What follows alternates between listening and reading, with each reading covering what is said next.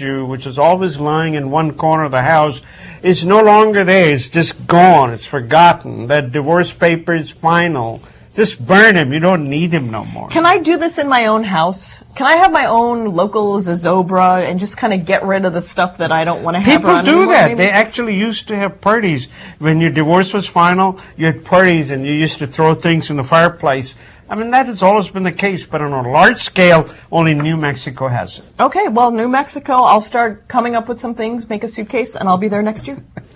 Speaking of giving things away, giving a little bit of money away. No better way to fight gloom than helping the needy. Well, according to the Chronicle of Philanthropy, large, wealthy corporate donations are dropping, most likely because of the economy, but individual donors are more and higher donation rates. This is really an impressive story that's coming out of the Chronicle of Philanthropy that says a lot about what Americans have sort of embraced. I think sort of after the last election, people have thought it is a global community. We really need to help each other. And as we get closer to Halloween, those UNICEF boxes start coming out that kids have that you can put a little bit of change into.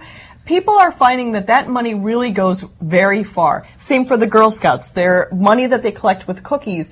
These small donations are actually fighting child deaths around the world. So I think people are really hearing the call of do more for your community, give back to your community, and doing little things can make a very big difference. It's very exciting to hear. And when the economy comes back, I think we're going to see those corporate donations and wealthier donors giving back at the levels that they used to. And with smaller donations, we can really see some changes in emerging countries and with those children.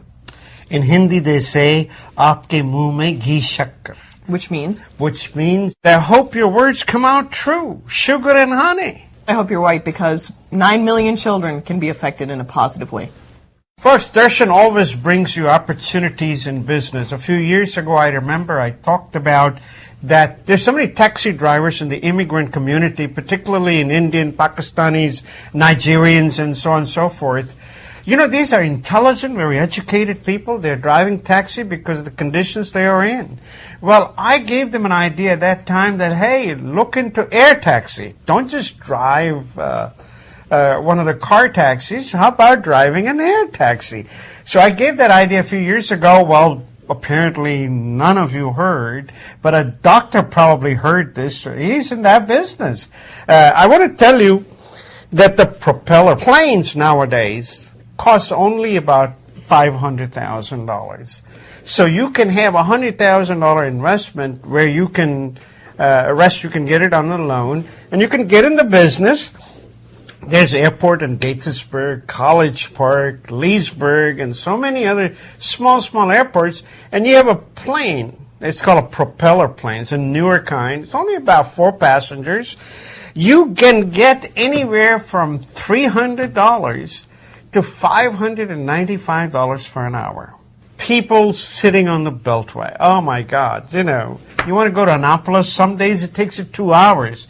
Well, this one will take you in 6 minutes to Annapolis, and it'll cost you $300, and you can have your wife with you.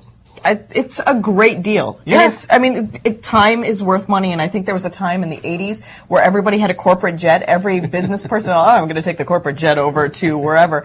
And that was just bleeding companies dry, but this is a very economical way of getting to your locations. And I know from my business standpoint of view, it is such a hassle to get cameras and equipment and tripods and all this stuff to a shoot in New York on a plane. Impossible. You have to go through security. They have to go through everything. Taking the train up is just as much of a hassle.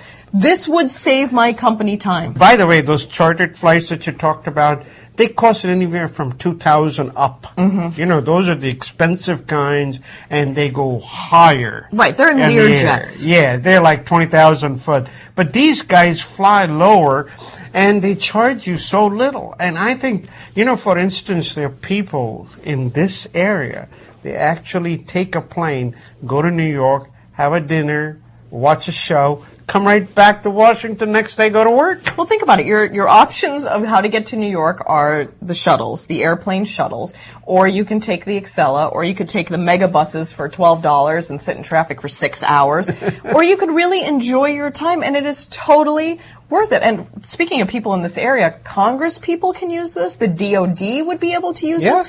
$300? Yeah. I can't get a plane ticket to Chicago for that much. No, you don't. It's impossible.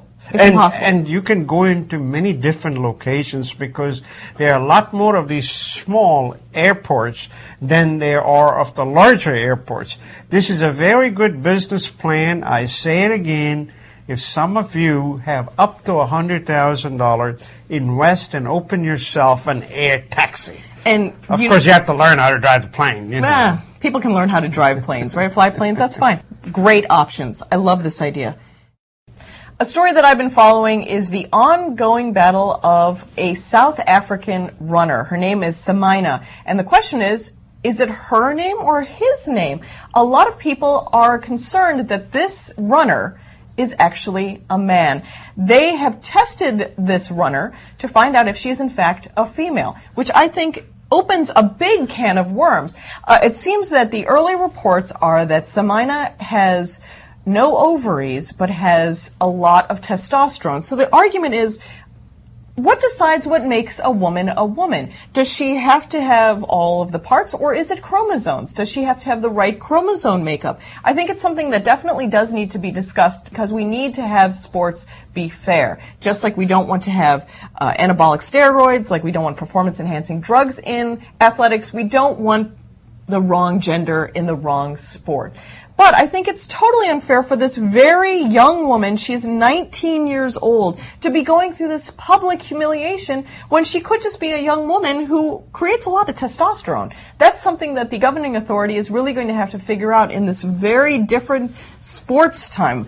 I'm amazed. Actually, I thought what constitutes man or a woman, I would say that it would be the body parts, right? Well, see, I disagree with you. I don't think it is the body parts. I think it's the chromosomes that decide if you're a male or female. I think that, you can have a sex change, but you can't change your chromosomes. So I think that is what makes the difference. You can take testosterone pills, you can have the parts that create more testosterone, but if you are a woman, genetically, you can compete in female sports. That's what I think. What you are saying is then that it's a possibility that a woman exists in a man's body, which has been the whole argument in the homosexual world, that there is such a thing as a male in a female body or a female in a male body. Right. I think that's sexuality, though, and this is an argument of who has more power.